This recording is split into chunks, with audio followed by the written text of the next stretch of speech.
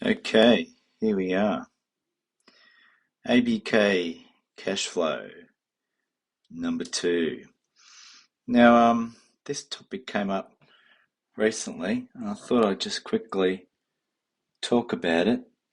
Now, what I am looking at and what I'll focus on is our discussions on cash flow, and that could be to do with stocks or other assets. In this case, we're going to look at property, right? Um, because someone like Rich Dad, if you know Robert Kiyosaki, he always says that this thing, your house, is now the way that he tends to draw up financial statements is like this, and I've come to learn to use the same setup as well. Is this will be your financial statement, and it's important to understand for cash flow purposes what's going on in your financial statement. So, what Robert says is, now which one of these buttons is an eraser? Is that an eraser? No, it's just a light. Oh, that's funny. Never used that before. Um, now, if this house belonged to you, oh, now hang on, I put E over there, but it should be liabilities. So you've got income, expenses. Oh, I need to remember to describe verbally what I'm doing because my idea is to have these run as podcasts as well. So we've got income, expenses in one box, assets, liabilities in another box. Now, people often think, Robert says, that they'll put their home in the asset space, right? But Robert says, no, it's not right because that all that is generating your home is expense. You've got a mortgage, right? You've got your rates. You've got land tax, etc., etc., etc. And you pay for all these expenses after your income. Let's say you've got a day job, and let's say you work at this building here, and it gives you income. Now, one of the expenses when you get income, let's say it's 100K. Well, I think you can expect about 30K will be an expense, tax expense.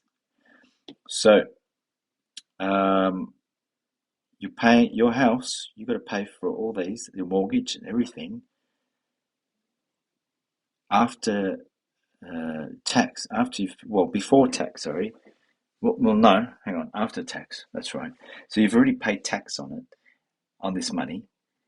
So you earned 100, you now get to keep 70, but from that 70, now you need to pay your mortgage, your rates, your land tax, your maintenance, etc. It's just an ongoing cost. So in actual fact, let's say all those costs were 40 grand for the year. Well, actually it cost you more because you took it from money that had tax taken off. So you can add, let's say, a third to that.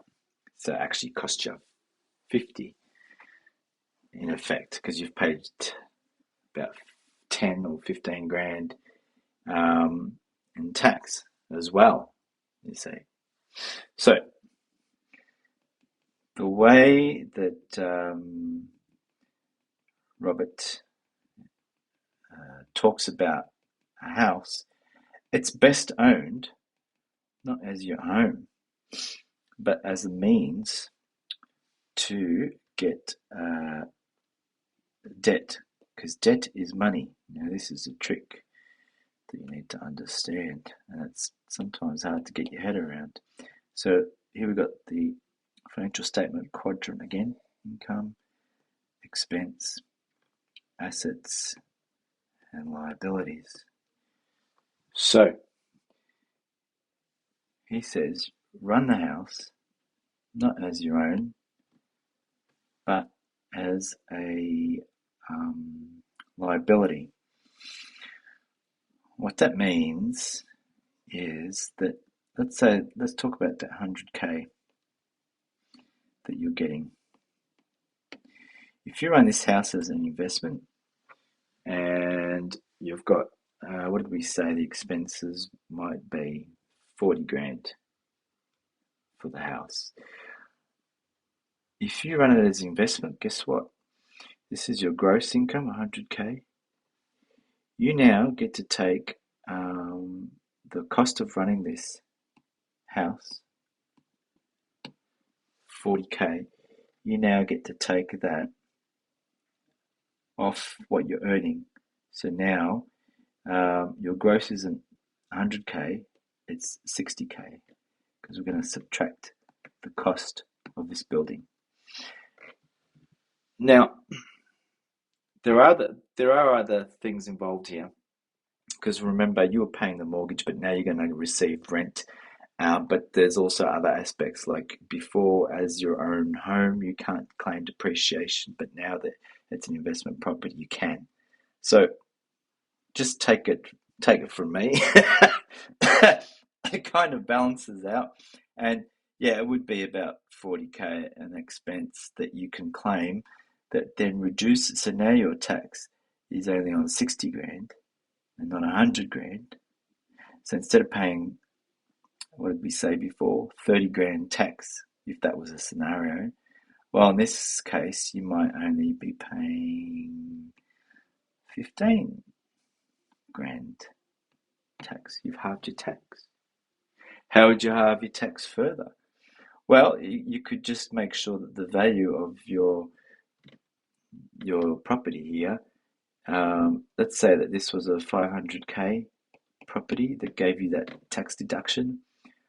Well, just increase that further so that you actually end up paying no tax and reduce it. So now you're getting, let's say,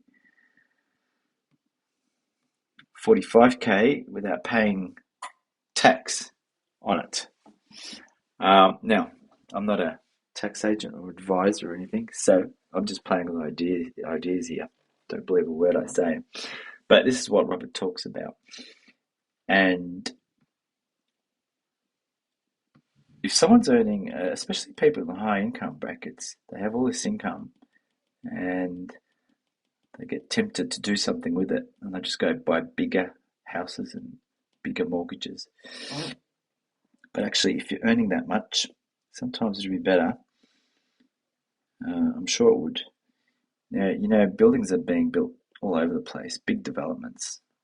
And I'm just drawing a picture here of big high-rise. These developments cost millions. Let's just say millions. But if you had a spare, and I guess the reason why I had this here, the financial statement, is so then you could say that, and I can't recall how to draw this, but basically your borrowings would be here in that liabilities column, and you'd be getting rent from your house, which would be in your asset, I think, and then that would join your income, but there's other deductions, so I'm not quite sure how to draw that, but if you look up some of Robert's videos, visual videos. He explains it very well.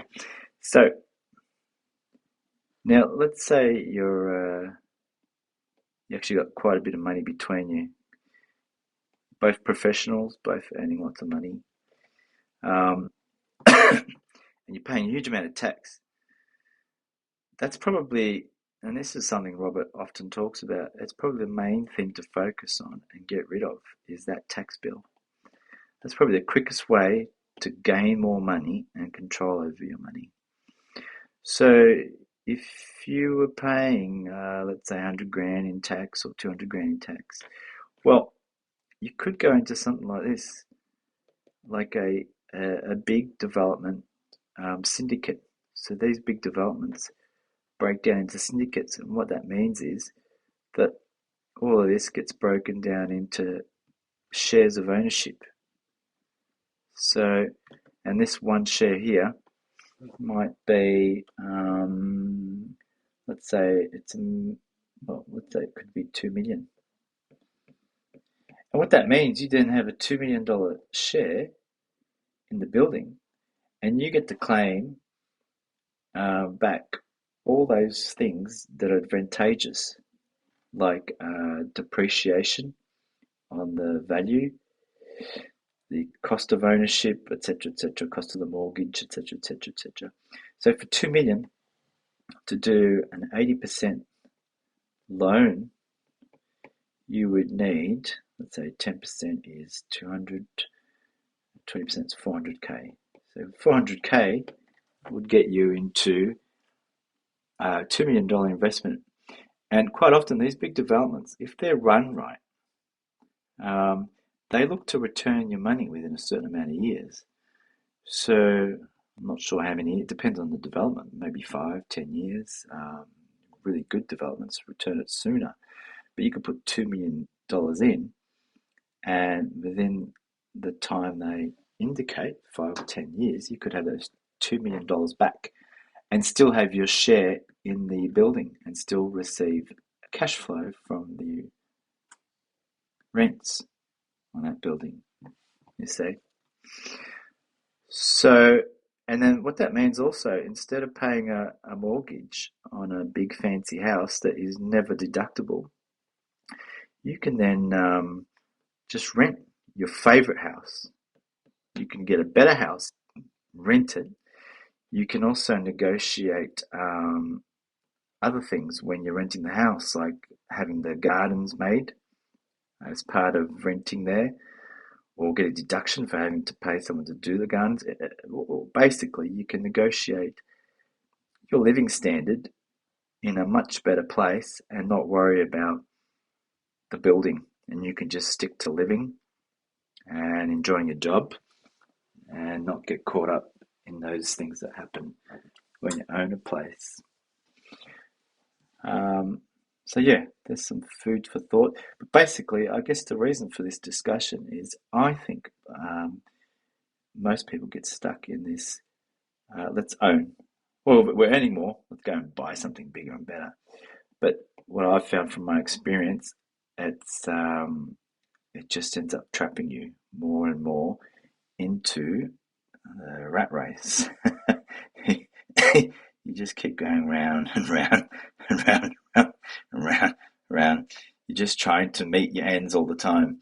Whereas I think if you think down more Robert's lines and you start looking at reducing a tax to zero as your primary goal, and there are ways to do it, and that is one way through syndicates. If you focus on that, I think you'll actually find you'll end up being able to rent and have the bigger and better place that won't require any maintenance or cleaning because you can negotiate all that as part of living there.